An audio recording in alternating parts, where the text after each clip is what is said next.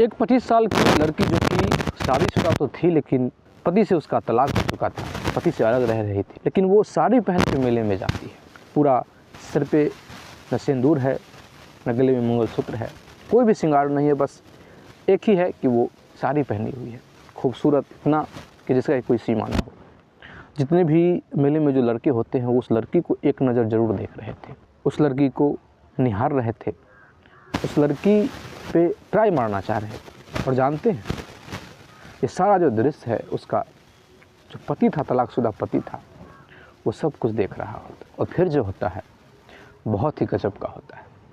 नमस्कार, प्रणाम, मैं दीपक कुमार यादव। कहानी के इस नए एपिसोड में आप सभी का बहुत बहुत स्वागत है। दोस्तों, बहुत ही इंटरेस्टिंग कहानी है, बहुत ही अच्छी कहानी है, इसलिए कहानी को पूरा ज़रूर सुनिएगा। और वीडियो देखने से पहले थोड़ा सा वीडियो को लाइक कर दीजिए ताकि वीडियो और लोगों तक पहुँच जाए।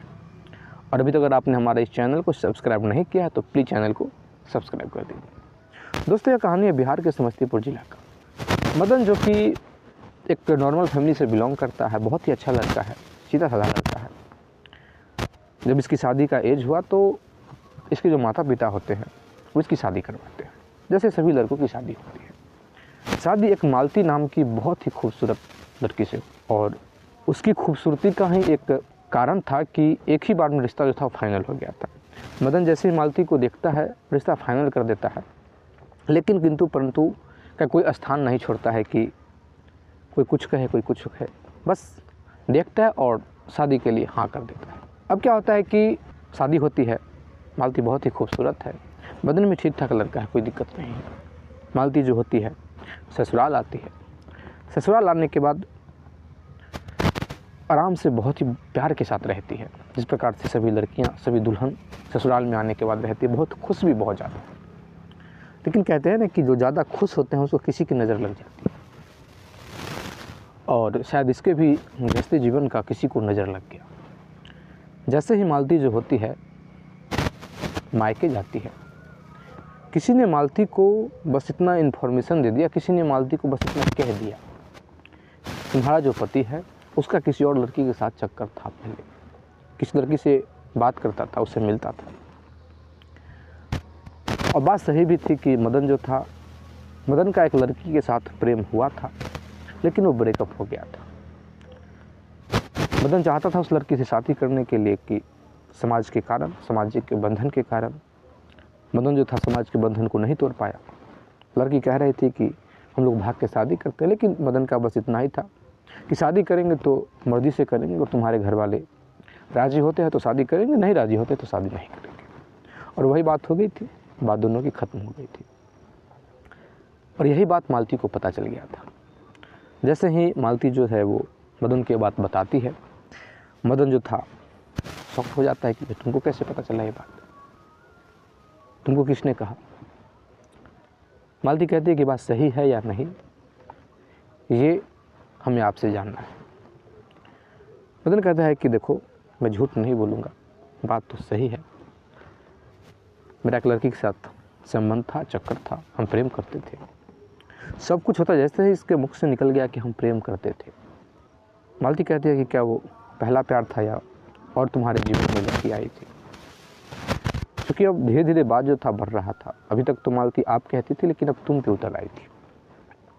बड़ा ही तुम सुन के मदन को अजीब लगता है, लेकिन मदन देखता है कि कोई बात नहीं है, क्योंकि इसको पता चला है, हमको भी इसके बारे में पता चलेगा कि हमारी पत्नी है वो किसी लड़की को जानती थी, तो हमको भी तकलीफ हुई। और मदन जो है इस चीज़ को एडजस्ट करता है। लेकिन मालती जो थी और आगे बढ़ती ही जा रही थी, और आगे बढ़ती ही जा रही थी, रुकने का नाम नहीं ले रही थी। मदन भी गुस्सा आ जाता है, झल्ला जाता है। मदन ने कहा कि मैंने तुम्हारे पास्ट के बारे में एक बार भी पता करने की कोशिश किया, क्या मैंने एक बार भी तुमसे पूछा, पता किया कि तुम किसी को जानती थी या नहीं जानती थी, तुम्हारा किसी के साथ संबंध था या नहीं था, तुम क्यों हमारे पीछे पड़ी हुई हो। इतना ही इसको कहना था बस। वो तो बस इसी का इंतज़ार कर रही थी कि ये कुछ बोले कुछ बोले। बस वो तो बरस पड़ती है और कहती है कि इसका मतलब तुम क्या कहना चाहते हो, मुझ पर इल्ज़ाम लगा रहे हो, खुद तुम्हारी चोरी पकड़ी गई तो मुझ पर इल्ज़ाम लगा रहे हो। मदन कितना भी इस चीज़ को समझा रहा था, फिर मदन समझाते थक जाता है, लेकिन मालती समझ नहीं पाती। लेकिन मदन जो होता है किसी तरीके से इस चीज़ को एडजस्ट करता है, ससुराल वाले से बात भी करता है और क्लियर बताता है। मालती जो थी कुछ अनाप शनाप बके जा रही थी। फिर क्या होता है कि मालती को अपने घर लेके आता है। ये किसी ने इसको कहा कि मदन को कि लड़की को वहाँ मत छोड़ो, वहाँ अकेली रहती होगी, तुम्हारे साथ रहेगी तो फिर तुम लोग बैठ के कुछ अगर तुम्हारे बीच लड़ाई भी होगा तो तुम लोग एडजस्ट कर लोगे। मदन को भी आइडिया अच्छा लगता है। मदन मालती को लेके चला आता है अपने घर पे। अब मालती जो थी मदन को कुछ अनाप शनाप कहे जा रही थी, कभी गुस्सा हो जाना, कभी कुछ कहना। एक दिन तो हद हो गया कि घर वालों के विषय में भी मालती जो थी अनाप शनाप बोलने लगी कि ये तुम लोगों का संस्कार है, सबको पता था, शादी से पहले भी तुम इस प्रकार से की हो, हमारा जीवन तुमने क्यों बर्बाद किया जब तुम किसी लड़की को चाहते थे। हम तो तुमको सीधा साधा समझ के तुमसे हम शादी किए, तुमको देखे तो तुम बहुत भोले लगे। ये बात मदन की जो माँ सुन रही थी उसको बड़ा ख़राब लगता है। वो अपने आप को रोक नहीं पाती है और जाके 2-4 शब्द वो बोल देती है। बस ये बोलती है, फिर मालती और भड़क जाती है। दोनों में कहा सुनी ये सिलसिला हो जाता है। अब क्या होता है कि बात और ज़्यादा बिगड़ जाती है। बात अब संभलने वाला नहीं था। मालती तुरंत सामान को पैक करती है, अपने घर चली जाती है। कितने भी ये लोग रोकते हैं, मालती रुकती नहीं। मालती कहती है कि हमारा फैसला हो गया, अब हम नहीं रुकेंगे तो नहीं रुकेंगे। मालती चली जाती है।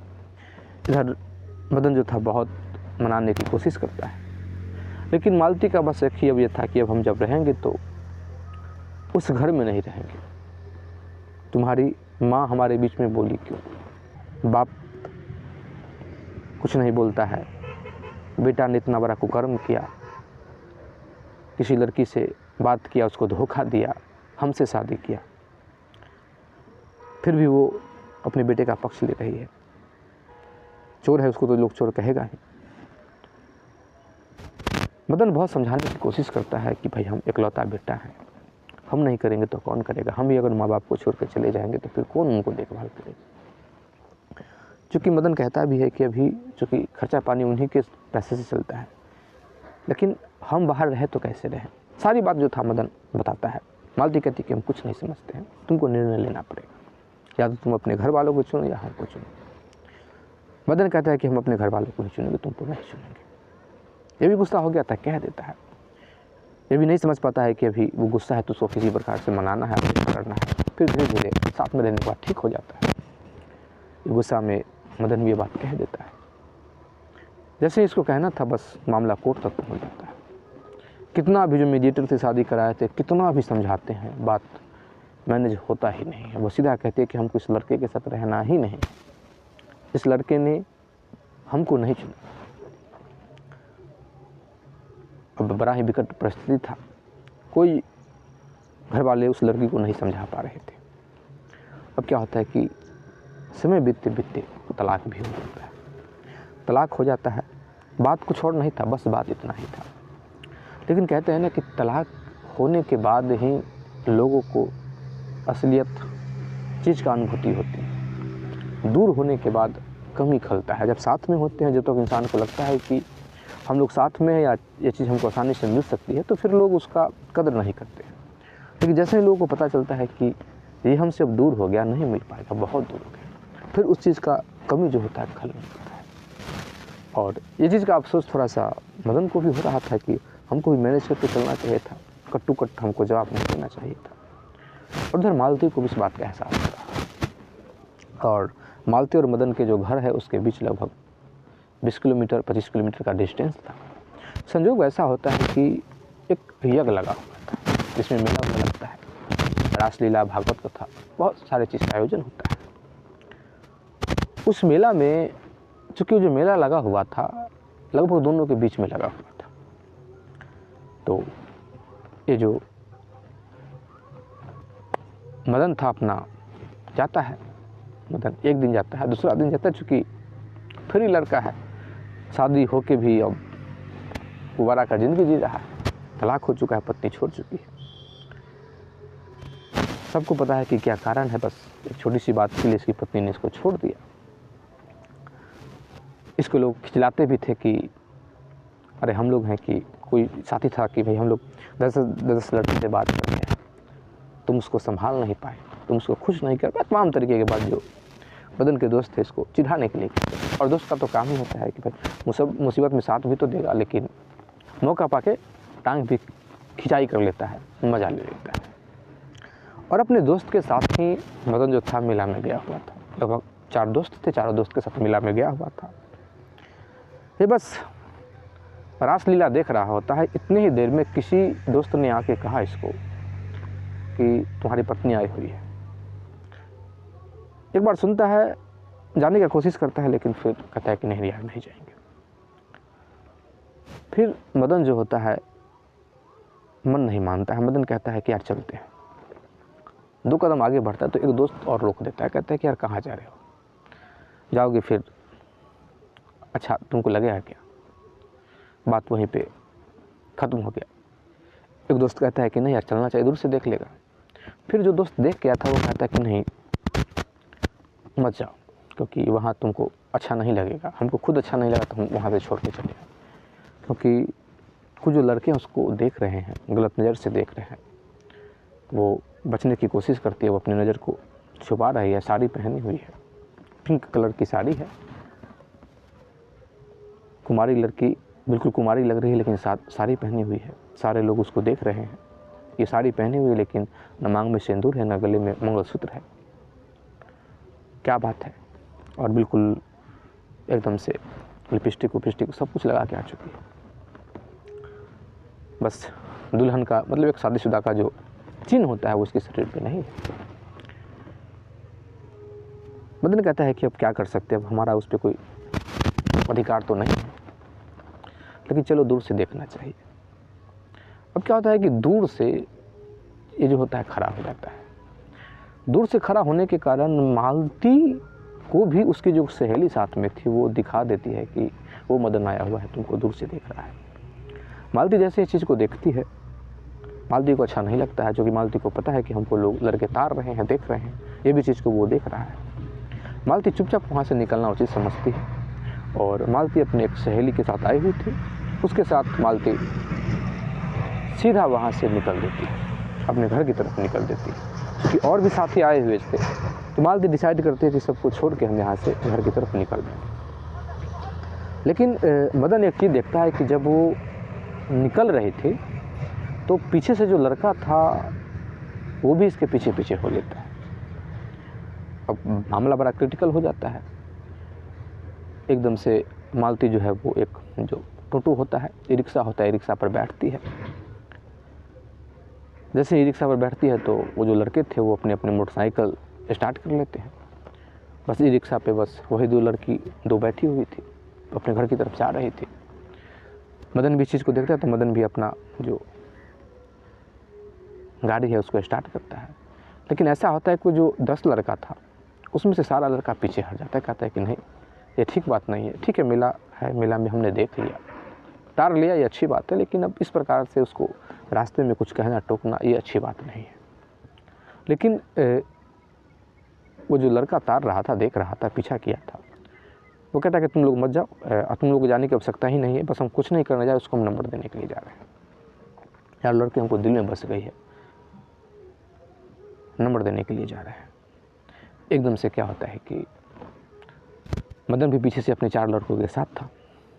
मामला यहाँ तक होता है कि जैसे सुनसान जगह होता है कि जो मेला का जो भीड़ भाड़ ख़त्म होता है, वो जो लड़का होता है वो मोटरसाइकिल को आगे बढ़ाता है और आगे जाकर रोक देता है। ई रिक्शा तुरंत रुकता है, चूँकि वो घबराई हुई भी थी। मालती देख लेती है कि 10 लड़के से हमारे पीछा कर रहे हैं, लेकिन मालती ये भी देखी थी कि बाकी सब बैक तो हो गया था, लेकिन एक लड़का बैक नहीं हुआ है। रोका जाता है। एकदम से वो जो लड़का था उतर के आता है और कहता है कि मुझे तुम्हारा नंबर चाहिए।